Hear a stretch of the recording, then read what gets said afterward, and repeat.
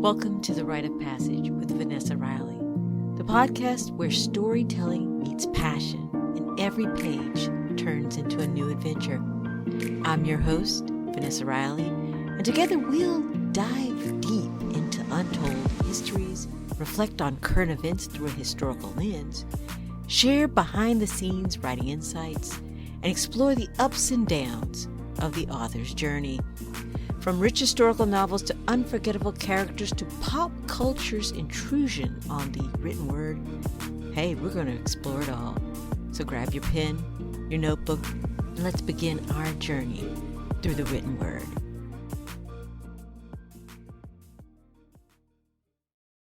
Let's start your rite of passage. Color me problematic. Call me crazy. But I thought we were past some things. You know, basic rights stuff like health care for all, voting rights without chaos. The idea that every American deserves life, liberty, and the pursuit of happiness without governmental interference. Apparently that's so 2008. This week, in the year of 2025, two things got under my skin in the best way and the worst way.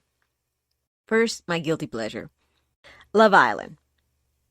I didn't watch the show live, but caught up and got hooked by what you guys are doing on TikTok and Twitter recaps.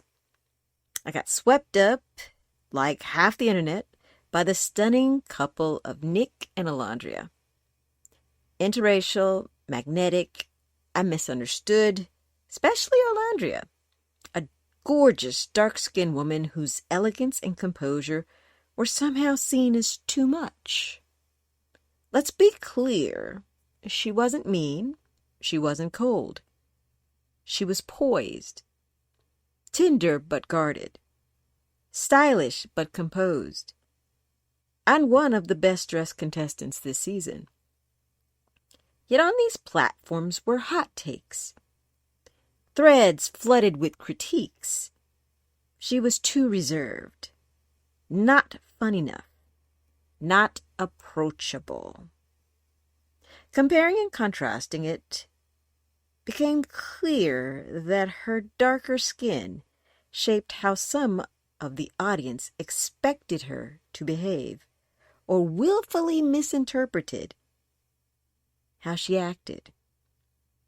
Yes, in 2025, dark skin can still mean aggressive, hood, strong, and never soft.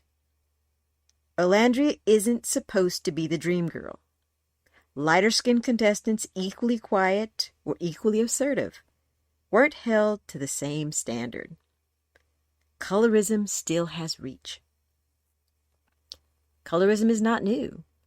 Slavery institutionalized a caste system where skin tone dictated labor, survival, and status. Lighter-skinned people, whether indigenous, biracial, or descended from colonizers, and I say that softly, if you know, you know, were often placed in preferable conditions. This twisted logic follows us through Reconstruction, through Jim Crow, through beauty pageants, and now reality TV.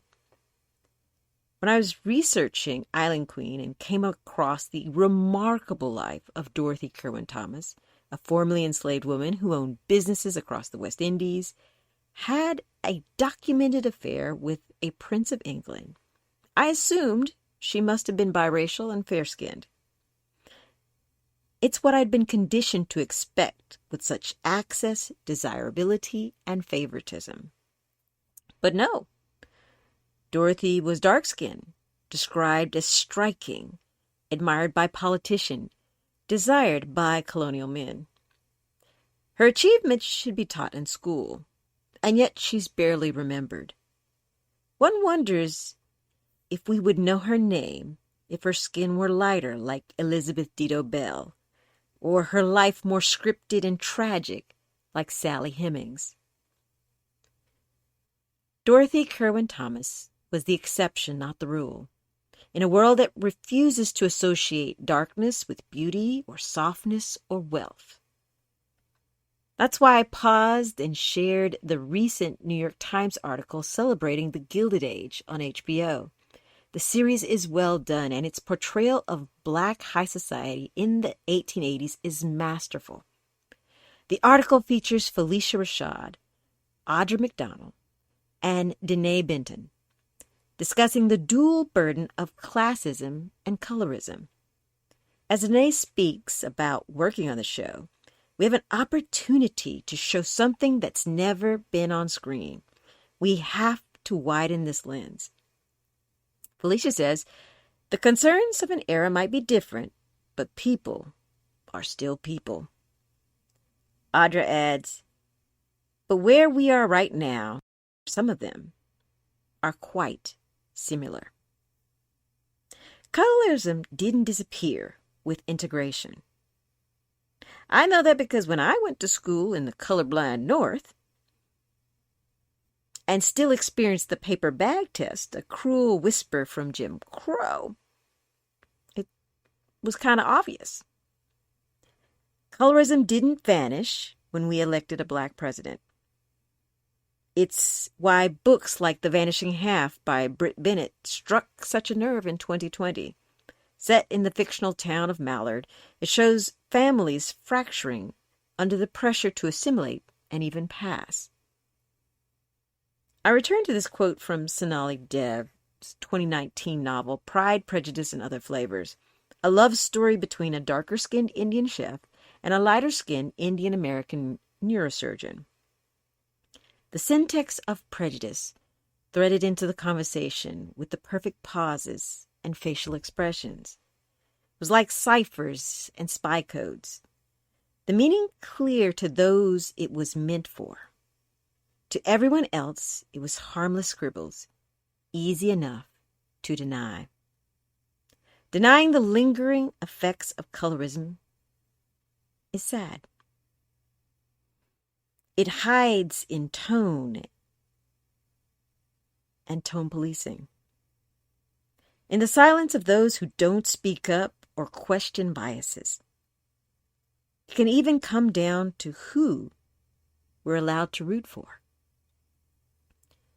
So no, we haven't solved colorism, classism, or the big R word. No. Yet there's hope in storytelling. I applaud the Gilded Age for giving us something new for TV, portraying Black affluence in the 1800s with elegance and power and nuance. And to my fellow writers, I say don't stop. The market may shift, budgets may tighten, but keep telling stories that challenge the hierarchy and bias. Keep writing histories that include all aspects of humanity now and in the past. Readers, please lock in. Buy the books. Request them at libraries. Share titles that stir you. All of us together can make this place a better world. Books mentioned in this podcast, as well as others, to spotlight a worldwide perspective are The Vanishing Half by Britt Bennett. Two light-skinned Black sisters choose vastly different paths, one passing as white, and their family fate reveals the generational scars of colorism and identity. Pride, Prejudice, and Other Flavors by Sonali Dev. A modern retelling of Austen's classic, featuring an Indian-American neurosurgeon and a darker-skinned chef, navigating love, family pressure, and implicit bias, including colorism. Dominicana by Angie Cruz. A young Dominicana girl is married off and brought to the U.S., navigating racism, patriarchy, and internalized colorism from her community and her family. The House of Spirits by Isabel Allende. Spanning generations, this magical realist novel touches on colonialism, whiteness, and how transparent skin grants privilege and protection in post-colonial Chilean society. The Bluest Eye by Toni Morrison. A dark-skinned black girl internalizes society's hatred and longs for blue eyes, believing they will make her loved and beautiful in a world shaped by colorism and racism. And lastly, Island Queen by Vanessa Riley. Based on the real life of Dorothy Kerwin Thomas, this novel tells the epic story of a formerly enslaved woman who becomes a wealthy entrepreneur in the West Indies while confronting race, class, and beauty politics. This week, I'm highlighting Virginia Highlands Bookstore through their website and bookshop.org. We're at the 6-month point. January 13th will be here before we know it. Help me build momentum for Fire, Sword, and Sea, and spread the word and pre-order this disruptive narrative about female pirates in the 1600s. The link on my website shows retailers large and small who have set up pre-orders for this title. You can find my notes on Substack or on my website, vanessariley.com, under the podcast link in the About tab. Let's keep growing and building together. Like, subscribe, and share. Please stay connected to Rite of Passage.